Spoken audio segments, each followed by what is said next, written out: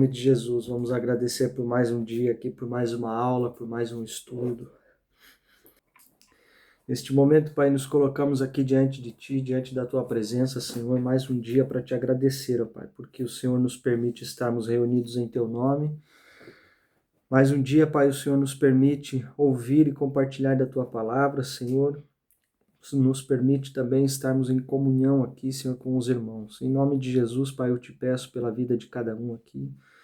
Peço também, Pai, pela minha casa, não esqueça-se de mim, Senhor, não esqueça-se dos meus. Te peço que o Teu Espírito Santo esteja em nosso meio neste momento. Espero, Pai, que esta palavra agora venha falar aos corações, ó Deus, e sobretudo, que não seja eu quem fale, mas que seja o Teu Espírito que fale através de mim, Pai. Que eu diminua para que o Senhor cresça, Pai amado. Que agora cada ensinamento desse que vamos ler aqui, que vamos ter como base a Tua palavra, Senhor, que venha adentrar em nossos corações, em nossas mentes e que venhamos, sobretudo, Pai, poder colocar em prática e compreender, aprender mais de Ti para viver essa verdade dessa palavra, Senhor, em nome de Jesus. Que isso comece, Pai, por mim, que eu seja como um exemplo aqui, Pai, mas que estes que me ouvem possam seguir os mesmos passos, Pai. Não somente os meus, mas principalmente os passos do Teu Filho Jesus, que nos ensina, Pai, dia após dia. Deus, em nome de Jesus, Pai, que toda distração caia por terra agora, Pai, que todo impedimento agora, Pai, seja anulado, Senhor, em nome de Jesus, Pai, para que o Teu nome seja glorificado, Pai. Envia os Teus anjos a cuidar de cada um aqui, onde quer que cada um esteja, Pai, livrando-os de toda a astúcia do inimigo, Senhor, e envia o Teu Espírito Santo para nos convencer, Pai, da Tua verdade, do nosso pecado, do Teu juízo e da Tua justiça, Pai. Em nome de Jesus eu te peço e te agradeço. Amém e amém.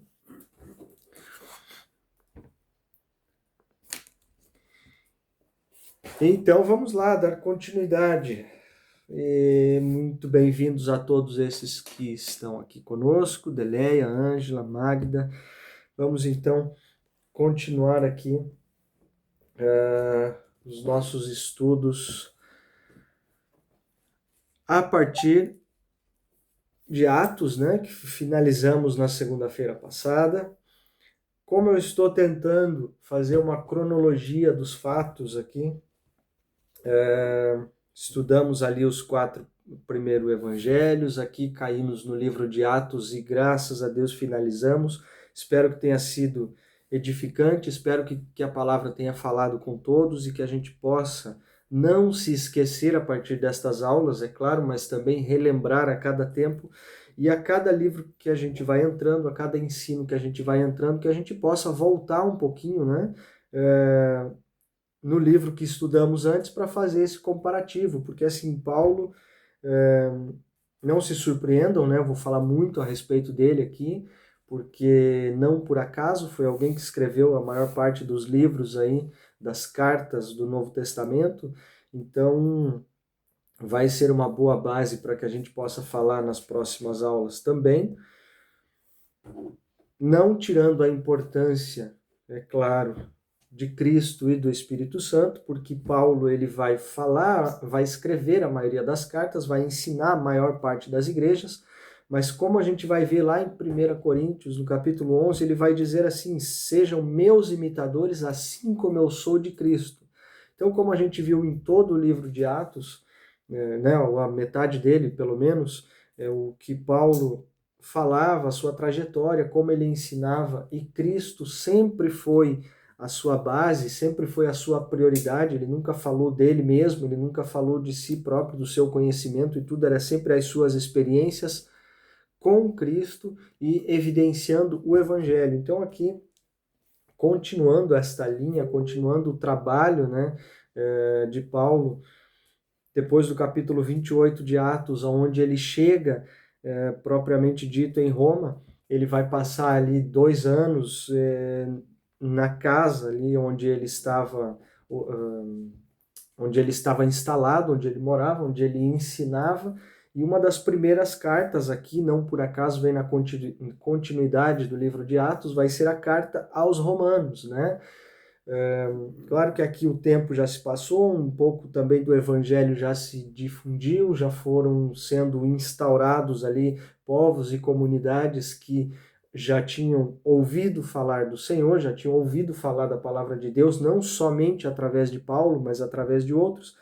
Mas aqui Paulo, a gente vê que ele vai passar de cidade em cidade, de igrejas em igrejas, por assim dizer, para ficar mais claro a compreensão, e ele vai trazer ali orientações, ele vai trazer ensinamento para estes povos, para estas igrejas, ele vai trazer direções, porque um povo, quando não precisa nem ser muito grande, né? Uma comunidade, quando a gente vê duas pessoas, três ou quatro, conversando entre elas, seja qual for o assunto, a gente já vê que existem diferentes interpretações, diferentes pontos de vista. E a gente sabe, né, não é de hoje, não é novidade para nós, que dentro da palavra de Deus, mesmo tendo a Bíblia como base aqui, dentro do próprio Evangelho, as pessoas por si só tiram conclusões precipitadas, tiram conclusões por elas mesmas, por suas experiências de vida, e acaba assim gerando divergência, né? Acaba gerando confusão na compreensão da palavra e na direção a qual deve se seguir.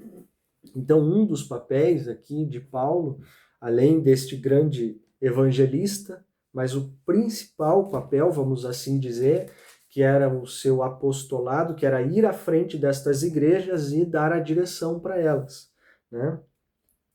Diferente daquilo que a gente vê hoje, eu gosto de ressaltar isso porque títulos hoje são usados como forma de status e não mais pelo ofício que ele verdadeiramente carrega, né? E a gente vai ver muito esse exemplo aqui em Paulo de por que é chamado de apóstolo.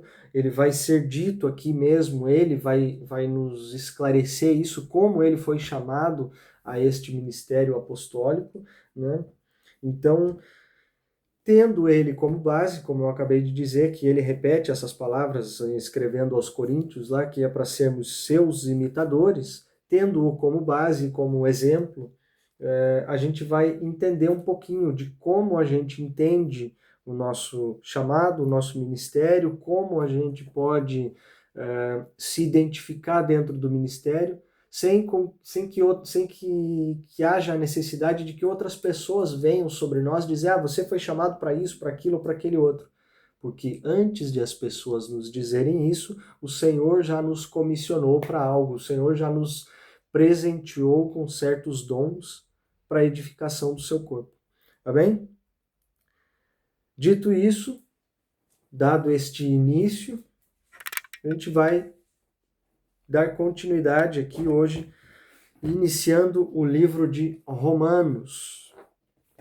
Não por acaso, como eu disse, dando continuidade ao livro de Atos que estudamos, aqui em Romanos vamos ver um pouquinho o que Paulo nos fala, quais foram as suas primeiras palavras aos romanos, a este povo aqui que estava ansioso também pelas suas instruções, né?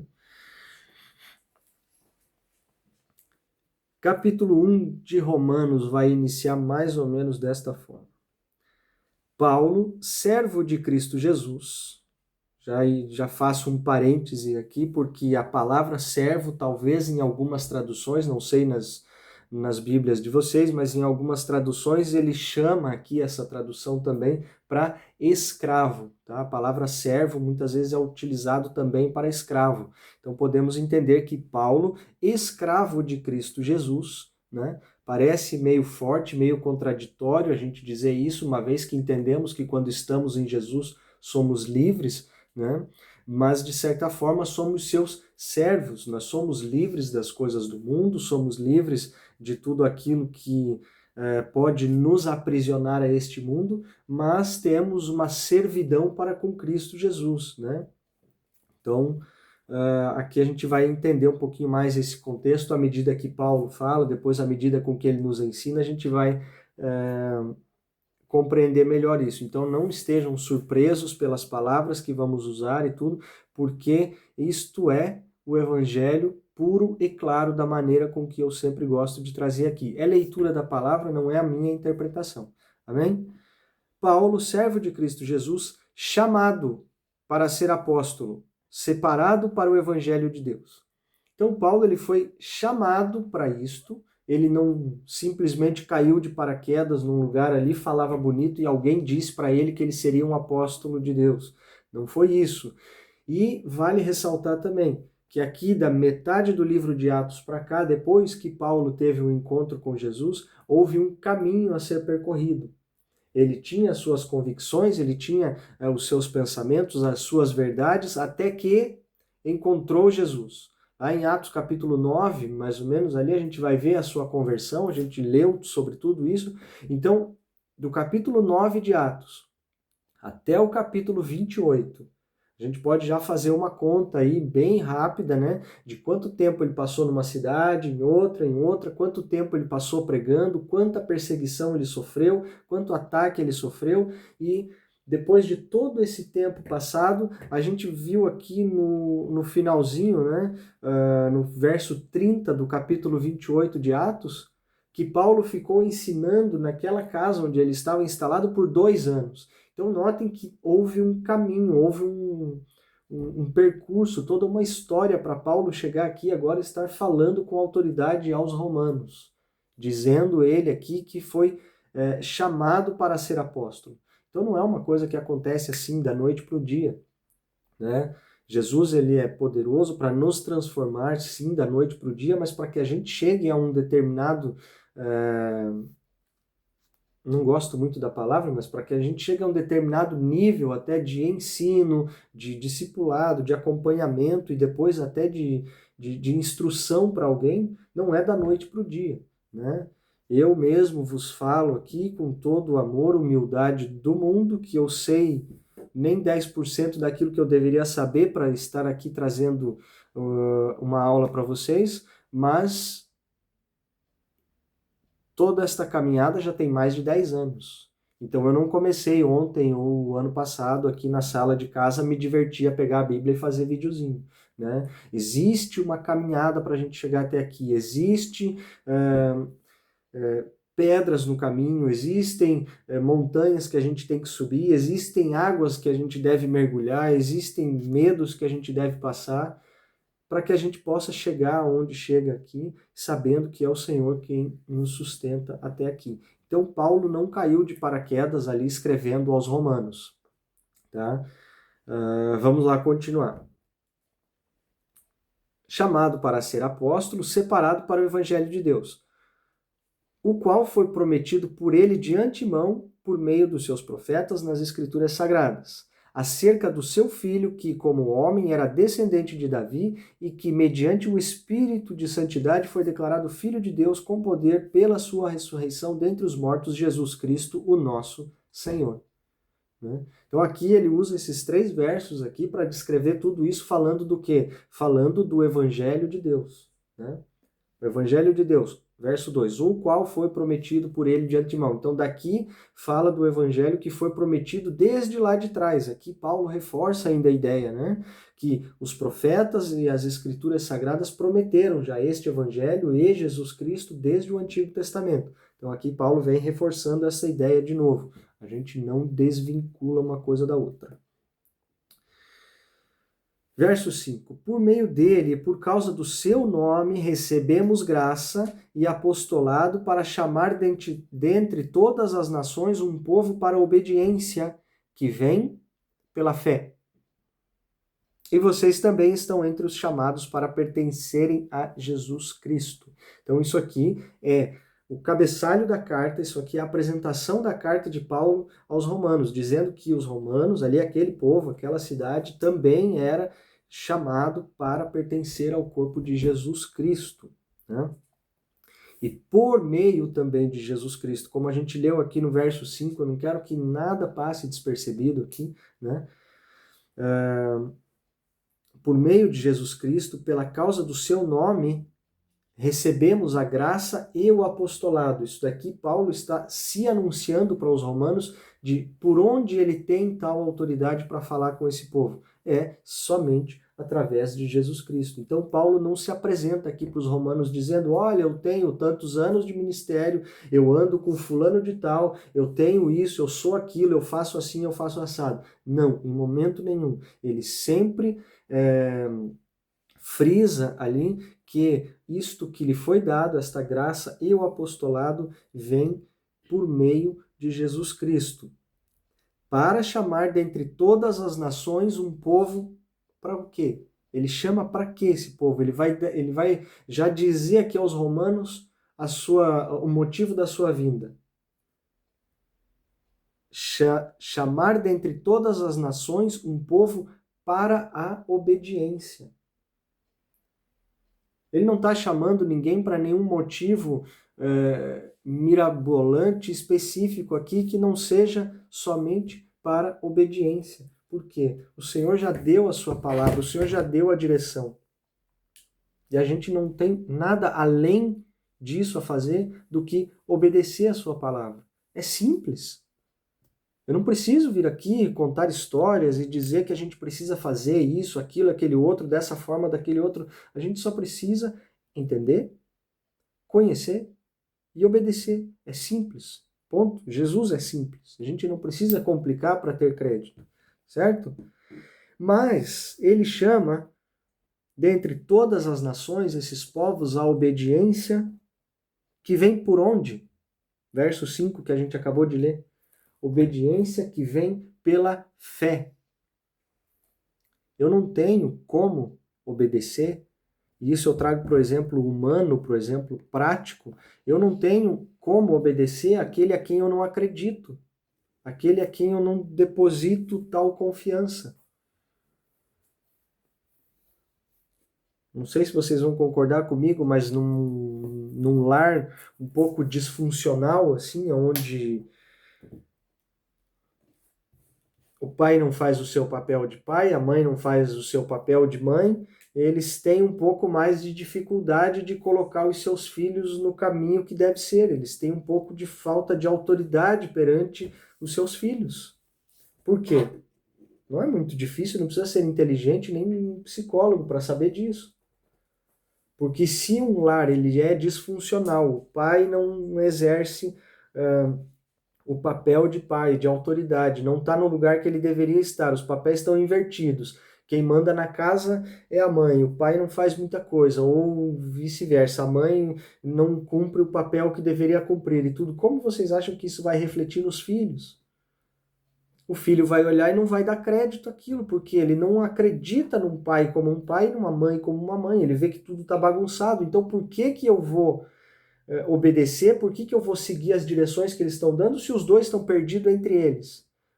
Entendem a confusão que isso causa na cabeça de uma criança, na cabeça de um filho? E isso daqui é a mesma coisa para nós enquanto filhos de Deus. Se nós...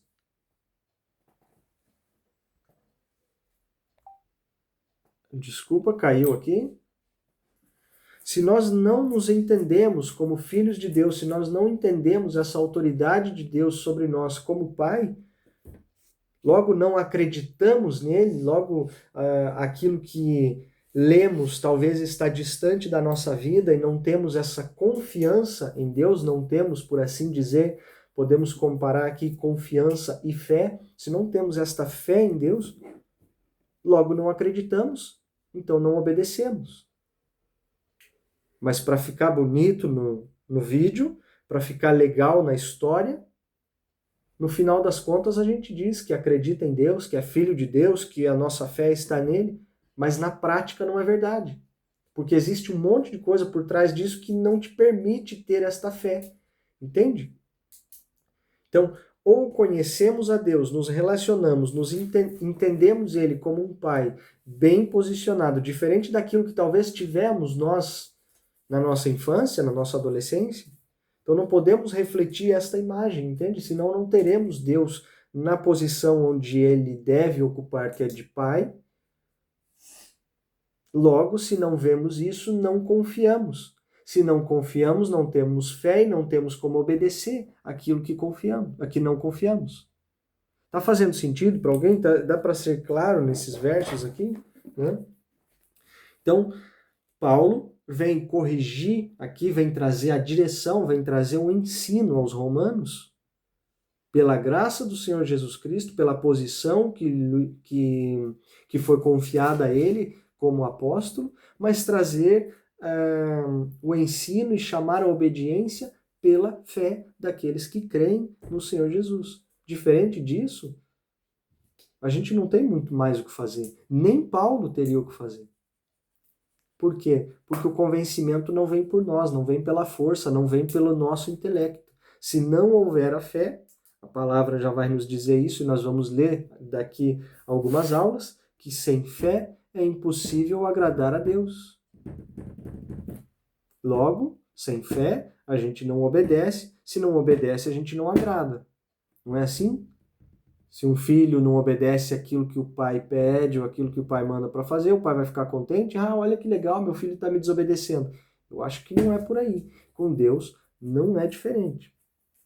Certo? Vamos avançar aqui, verso 7. A todos os que em Roma são amados de Deus e chamados para serem santos, a vocês graça e paz da parte de Deus, nosso Pai, e do Senhor Jesus Cristo. Então aqui finaliza-se, fecha-se aqui o cabeçalho da carta, né? A apresentação de Paulo.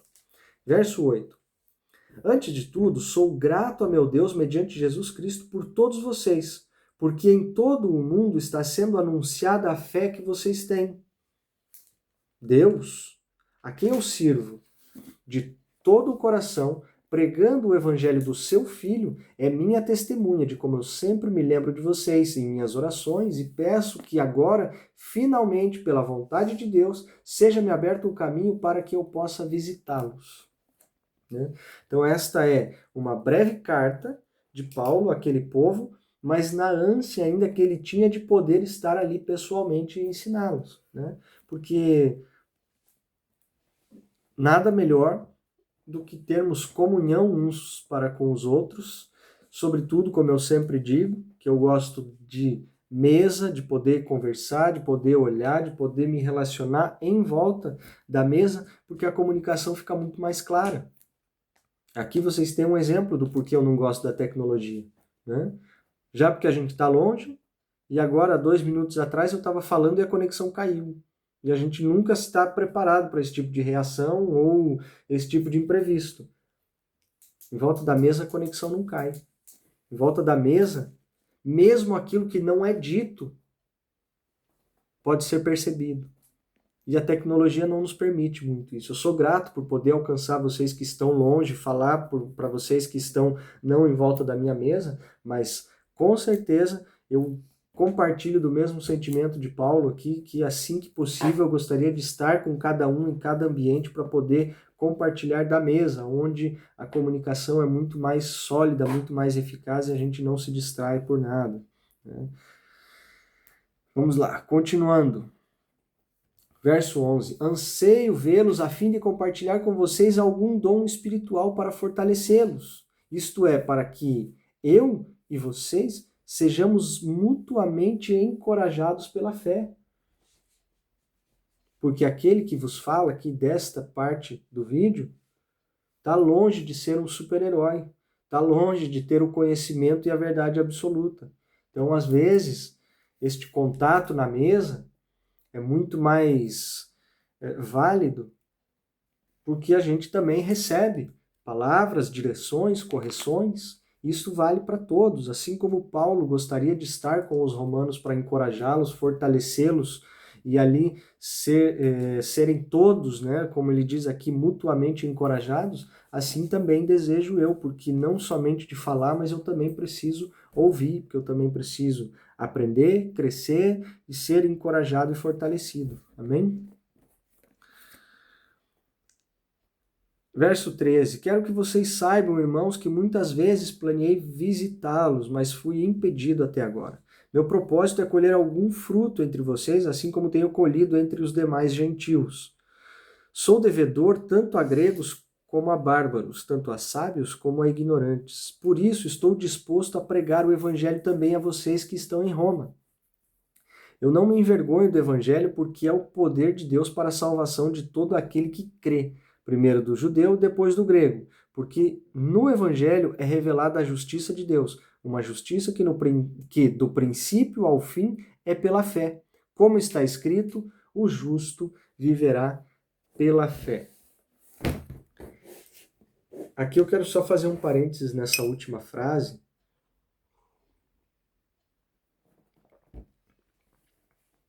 porque eu acredito que muitos de vocês já devem ter ouvido, né, essa frase aqui, em vários contextos diferentes, acredito eu, que eu já ouvi. O justo viverá pela fé. É um pedaço de um verso, não é nem o versículo inteiro, né, é menos da metade do verso 17, mas é muito usado para justificar muitas situações dentre as congregações. Só que não podemos esquecer que toda palavra, toda a escritura, ela foi feita inspirada por Deus, ela foi escrita inspirada por Deus, inspirando homens a escrevê-las para um povo, para um tempo, dentro de um contexto, e ela está dentro de um livro muito específico. Então eu não posso me dar o luxo de pegar esta frase, que não representa nem o versículo completo, e adaptar no meu dia a dia dizendo à torta e à direito, o justo viverá pela fé. E tudo, ok, eu sei, tá na palavra de Deus, é Bíblia, mas qual é o contexto, aonde isso foi aplicado? Eu posso aplicar no meu dia a dia, assim, sem mais e sem menos, para justificar aquilo que me convém? Não. Isto aqui foi escrito por Paulo para os romanos, dizendo que aqueles que eram justos, aqueles que criam na palavra de Deus, viveriam por esta palavra, se necessário também morreriam por esta palavra e pela fé em Cristo Jesus. Então eu não posso utilizar deste verso aqui, eu não quero entrar em pormenores, detalhes e usar exemplos descabidos, mas muitas das vezes esta frase, fora do contexto, é usada para justificar até o âmbito financeiro de determinados locais, congregações ou contextos menores, né? E não é o caso. Então aqui mais uma vez eu reforço a vocês a importância de ler, entender o contexto, da onde a palavra foi usada, para quem ela foi aplicada, porque se vocês ouvirem a partir daqui falando isso fora deste contexto, vocês já sabem aonde está escrito, para quem e por que foi escrito, né? Então, não se deixem levar por pequenas frases vazias, soltas, fora de contexto, utilizadas aí sem limites. Amém?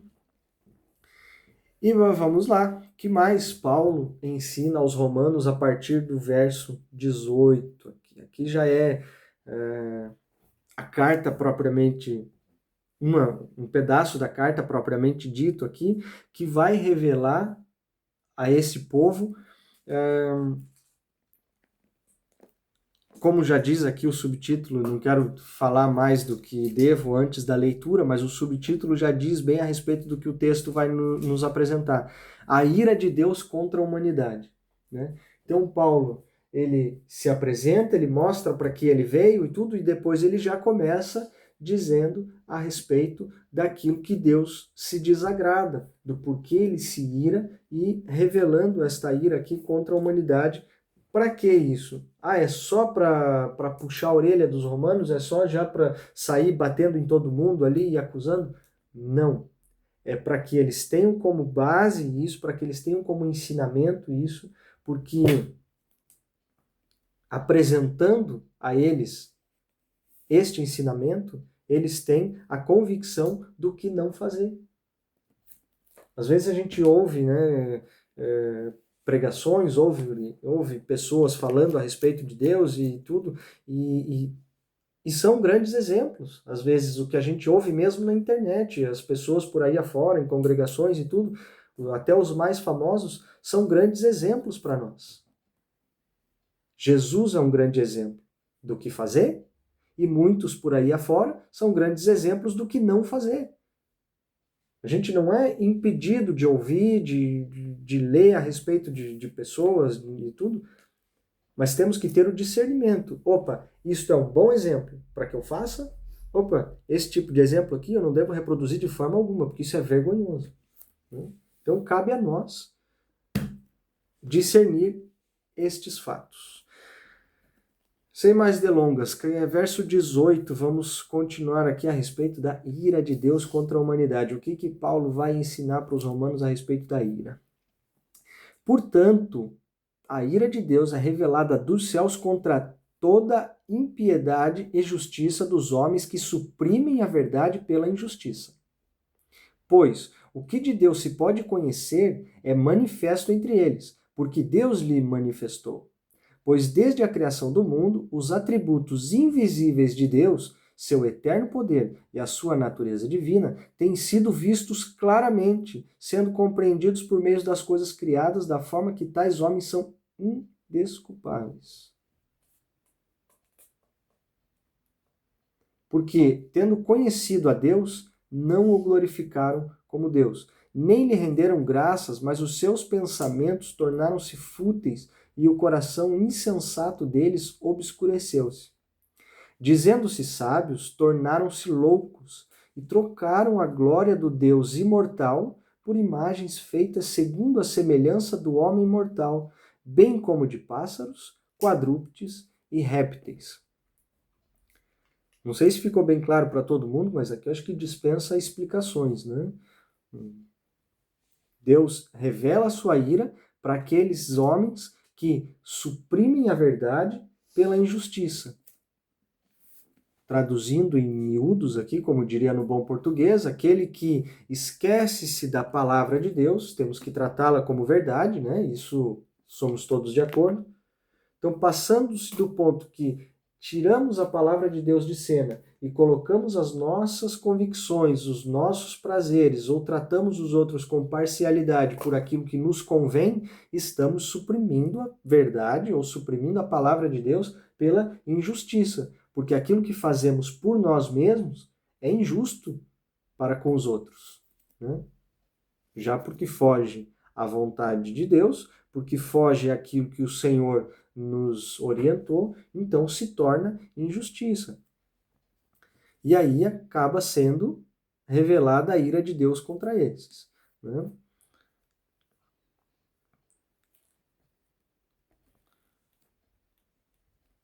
Ainda mais estes, dizendo-se sábios, tornaram-se loucos e trocaram a glória de Deus imortal por imagens feitas segundo a semelhança do homem imortal. Aqui, mais um ponto aonde, suprimindo-se a verdade, suprimindo-se a palavra de Deus, logo se afasta o contato com o próprio Deus, com o Espírito Santo, e trocam-se tudo isso pelo quê? Pelo próprio conhecimento, pela sua própria sabedoria, e desta forma tornam-se o quê? Tornam-se loucos, como a palavra mesmo nos diz. E aí vão substituir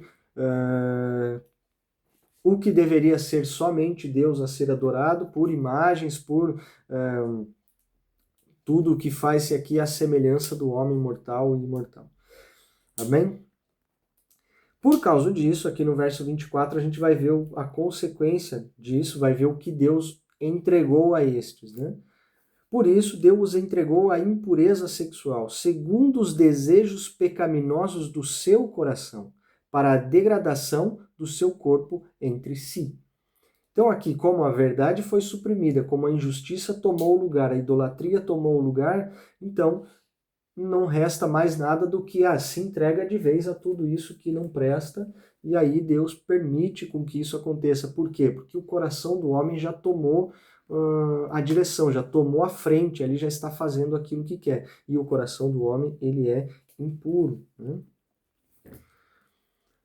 Verso 25. Trocaram a verdade de Deus pela mentira e adoraram e serviram a coisas e seres criados em lugar do Criador, que é bendito para sempre. Amém. Por causa disso, Deus os entregou a paixões vergonhosas. Até suas mulheres trocaram suas relações sexuais naturais por outras contrárias à natureza. Da mesma forma, os homens também abandonaram as relações naturais com as mulheres e se inflamaram de paixão uns pelos outros. Começaram a cometer atos indecentes, homens com homens, e receberam em si mesmos o castigo merecido pela sua perversão.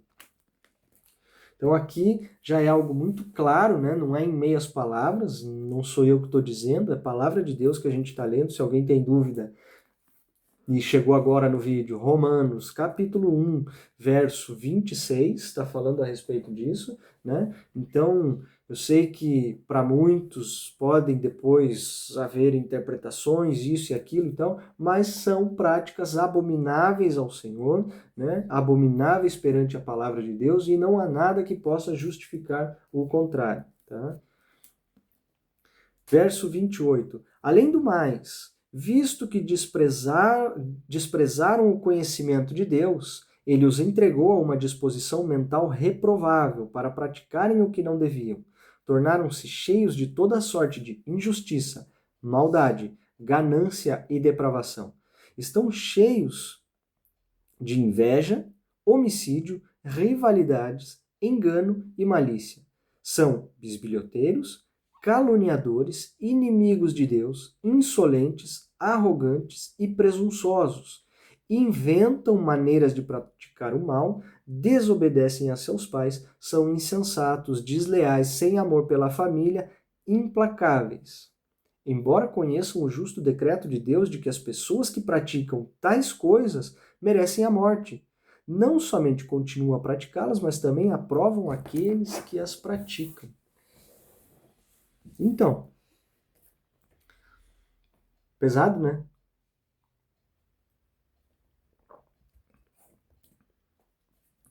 É verdade que Jesus falou que era para irmos até Ele, que o seu fardo é leve e o seu jugo é suave, mas enquanto estamos com Ele, que fique bem claro aqui, a carta de Paulo está indo de encontro, está contestando aqueles que, conhecendo a palavra de Deus, negam-a e fazem da sua vida as suas próprias paixões e seguem ali o rumo do seu coração. Então, o fardo de Jesus é leve, o seu jugo é suave. Enquanto estamos com Ele, Ele compartilha deste fardo conosco, Ele divide essa carga conosco, enquanto estamos nos seus caminhos. Quando praticamos as coisas aqui repreendidas por Paulo, é onde a ira de Deus se acende contra estes e aqui contra a humanidade, né? Porque a humanidade está pervertida desta forma. Hoje, se a gente abre o telefone, liga a TV, liga um noticiário e tudo, não demora muito para aparecer coisas descritas aqui nisso que a gente acabou de ler, né? Além das mais, não sei se tem mais leve ou mais pesada, né? Mas além de malícia, engano, rivalidades e coisas assim, não demora muito para aparecer até as mais pesadas. E vocês talvez vão concordar comigo, não somente aparecer isso em notícias como coisas normais, mas a cada vez mais sendo colocadas no meio da nossa sociedade como deve ser aceito, como deve se tornar extremamente normal e, sobretudo, sendo colocado dentro das escolas, na cabeça das nossas crianças, que tudo isto é normal, que tudo isto é a modernidade que está se aproximando. Ao passo que a palavra de Deus vai ficando de lado, vai sendo esquecida e as pessoas vão praticando cada vez mais aquilo que elas têm no seu coração, lembrando que é abominável aos olhos do Senhor. Não falo de uma prática e nem duas, eu não estou aqui apontando para um lado nem para o outro, são todas estas e demais que a gente vai ver nos outros capítulos aqui. Estou só pegando este ensino de Paulo a respeito dessas palavras aqui, para que depois a gente compreenda por que a ira do Senhor vem sobre a humanidade. Amém? Entramos no capítulo 2, dá tempo? O capítulo 2 é curtinho e tem um pouco de ensino aqui para nós também. Amém. O justo juízo de Deus. Capítulo 2 do livro de Romanos. Portanto, você que julga os outros é indesculpável. Ele já começa suave aqui, Paulo, né? Ele já é suave como um coice de mula. Portanto, você que julga os outros é indesculpável, pois está condenando a si mesmo naquilo em que julga, visto que você que julga pratica as mesmas coisas. Sabendo que o juízo de Deus contra os que praticam tais coisas é conforme a verdade, assim, quando você, um simples homem, que julga, mas pratica as mesmas coisas, pensa que escapará do juízo de Deus?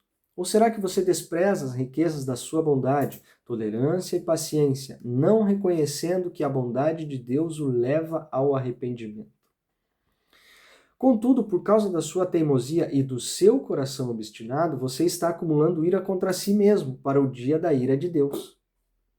Quando se revelará o seu justo julgamento, Deus retribuirá a cada um conforme o seu procedimento.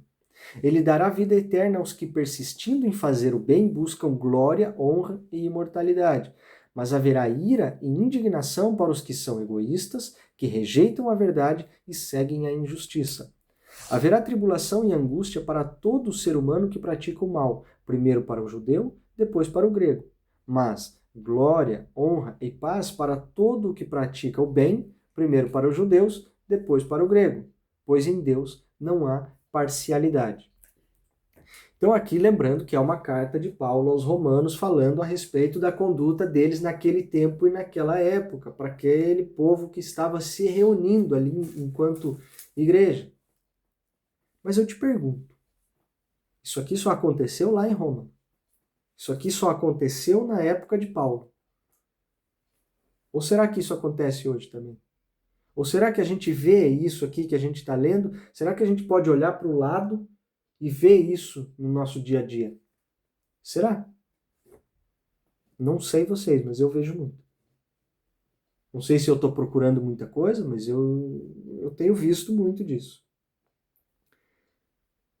Homens cheios de sorte de injustiça, maldade, ganância, depravação, inveja, homicídio, rivalidade, engano, malícia, bisbilhoteiros, caluniadores, inimigos de Deus, insolentes, arrogantes, presunçosos, inventam mentiras, inventam maneiras de praticar o mal e desobedecem a seus pais. São insensatos, desleais, sem amor pela família e implacáveis. A gente vê isso hoje. Eu acho que dá até para juntar um pouquinho mais de coisa aqui, se vocês quiserem, sintam-se na liberdade. Então, não dá para dizer que esse texto é somente naquela época. É um texto para aquele contexto, uma carta para aquele povo. Mas se a gente olha nos dias de hoje, os erros estão sendo repetidos, quer dizer que a correção é a mesma. A direção ela é a mesma. O que deve se fazer, o que não deve se fazer, servia para eles e serve para nós aqui também. Né? Verso 12. Todo aquele que pecar sem a lei também perecerá. E todo aquele que pecar sob a lei, pela lei será julgado. Porque não são os que ouvem a lei que são justos aos olhos de Deus, mas os que obedecem à lei, estes serão declarados justos. De fato, quando os gentios que não têm a lei praticam naturalmente o que lhe ordena, torna-se lei para si mesmos, embora não possuam a lei, pois mostram que as exigências da lei estão gravadas em seu coração. Disso dão testemunho também a sua consciência e os pensamentos dele, ora acusando-os, ora os defendendo. Isso tudo se verá no dia em que Deus julgar os segredos dos homens, mediante Jesus Cristo, conforme o declara o meu evangelho. Então, entenderam um pouquinho esses versos aqui? Então, não adianta ter a lei, decorar a lei, mas não praticar.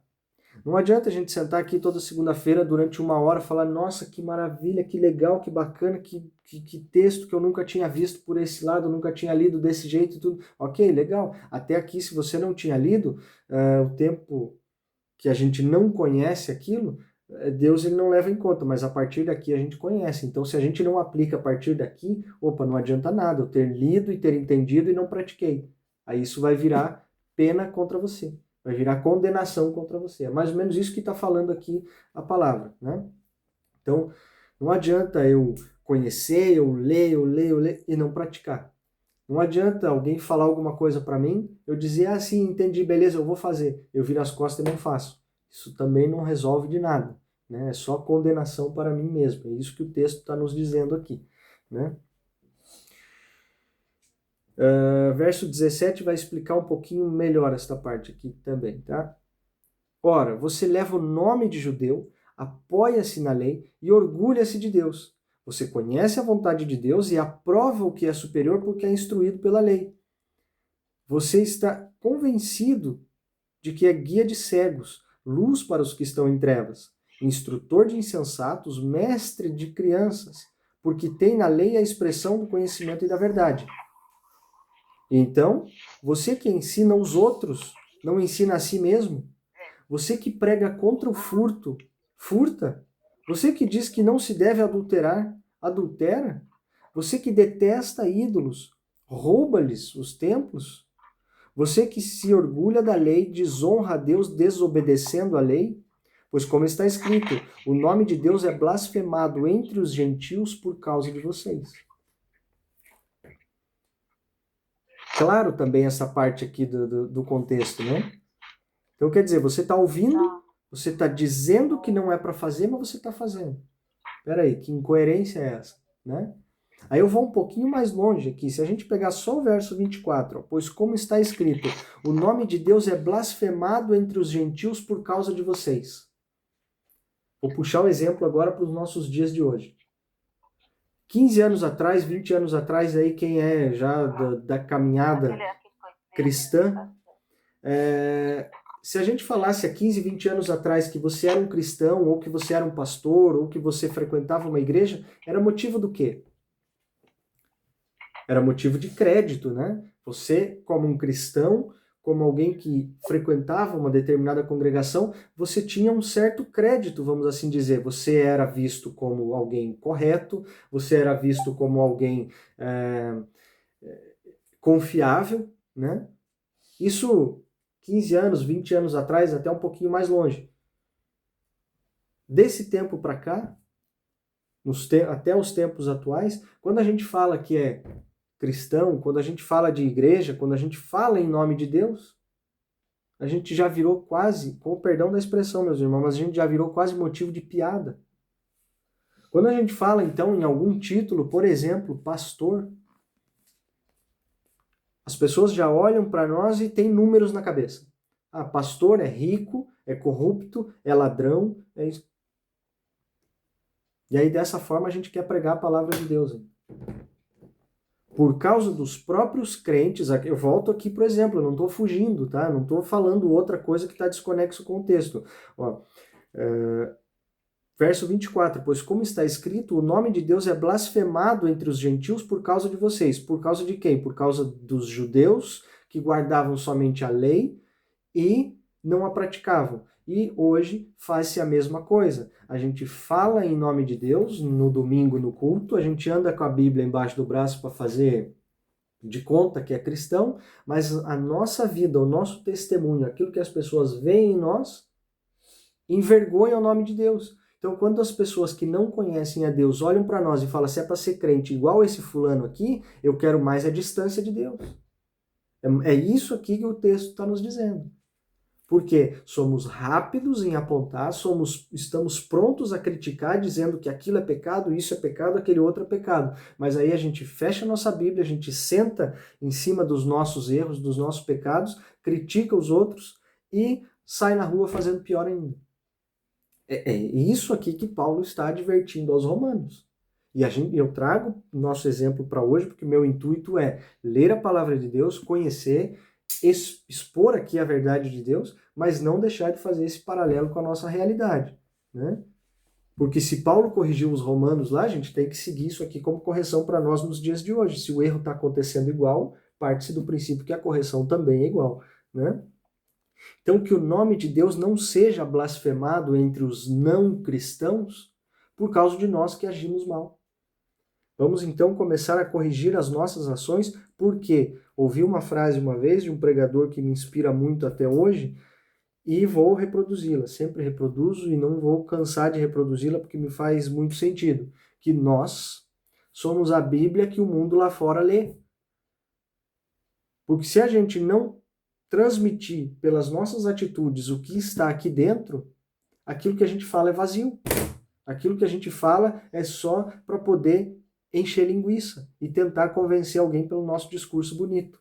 As pessoas só vão ser convencidas pelo poder do Espírito Santo se elas virem uma diferença nas atitudes. Senão, nós somos como estes que levam o nome de judeu, que nos apoiamos na lei, nos orgulhamos de Deus, conhecemos a verdade, mas não praticamos. Verso 25, para a gente finalizar aqui. A circuncisão tem valor se você obedece à lei, mas se você desobedece à lei, a sua circuncisão já se tornou incircuncisão. Se aqueles que não são circuncidados obedecem aos preceitos da lei, não serão eles considerados circuncidados? Aquele que não é circuncidado fisicamente, mas obedece à lei, condenará você, que, tendo a lei escrita e a circuncisão, é transgressor da lei. Não é judeu quem o é apenas exteriormente, nem é circuncisão a que é meramente exterior e física.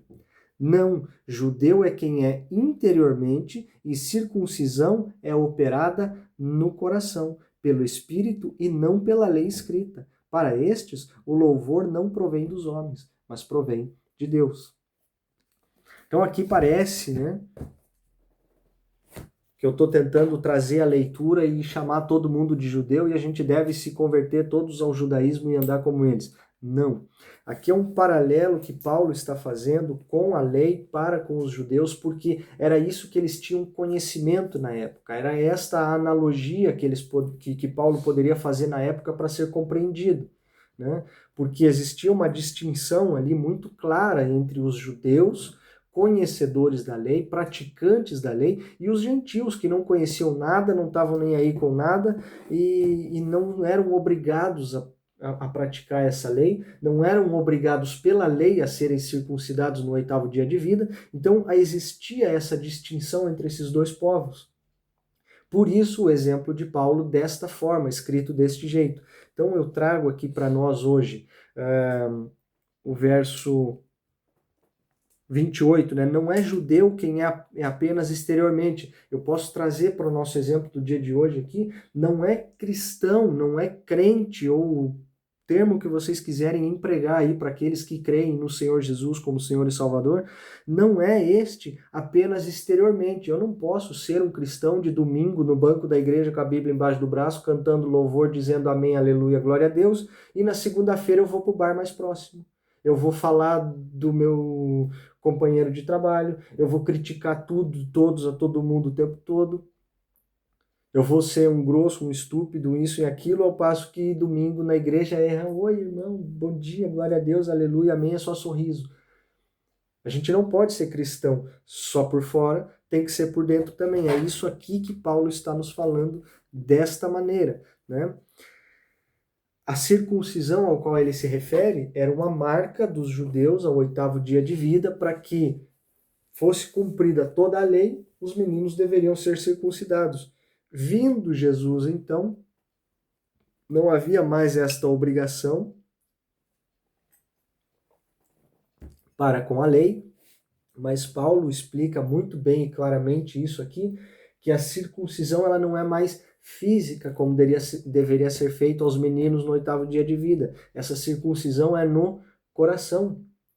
Essa circuncisão é aqui dentro, dizendo assim, opa, agora eu tenho consciência daquilo que é e daquilo que não é. Eu tenho consciência do que eu tenho que fazer e do que eu não posso fazer. Então, eu não vou fazer mais para agradar um livro escrito dizendo, olha, eu compro isso, eu compro isso, eu compro aquele outro. Agora o resto eu faço o que eu bem entender. Não, eu cumpro por amor, eu cumpro porque eu sei o preço que foi pago para eu ter essa salvação. Eu cumpro isso por amor a Jesus. E não mais por uma cartilha de lei que me diz pode, não pode, tá certo, tá errado. Entende? Então, é desta forma que Paulo ensina aos romanos, nos ensina hoje aqui, e eu, com todo o amor e humildade do meu coração, eu tento transmitir da maneira mais clara para vocês com a simples leitura e interpretação daqui. Ó. Tá aqui o tempo todo comigo, lido, rabiscado e paragrafado aqui tudo que eu tinha para falar. Então nada disso é interpretação minha, nada disso é a minha opinião, é simplesmente o que Paulo já falou, sendo traduzido em palavras talvez mais claras para a nossa atualidade. E não posso fugir disso aqui, não posso acrescentar e nem retirar uma vírgula daquilo que está escrito aqui. Amém? Espero que isso tenha sido edificante, claro, e que a gente possa aprender dia após dia uns com os outros, nos encorajando, assim como fez Paulo com os romanos aqui. Amém, amém? Capítulo 3, a gente vai deixar para segunda-feira que vem. Desejo a todos uma ótima semana, cheia da presença do Senhor, da presença do Espírito Santo, e que todos possamos ser grandemente abençoados daqui até a próxima segunda. Se alguém tiver algo a compartilhar, algum comentário, alguma questão, este é o momento. Em nome de Jesus, sejam livres.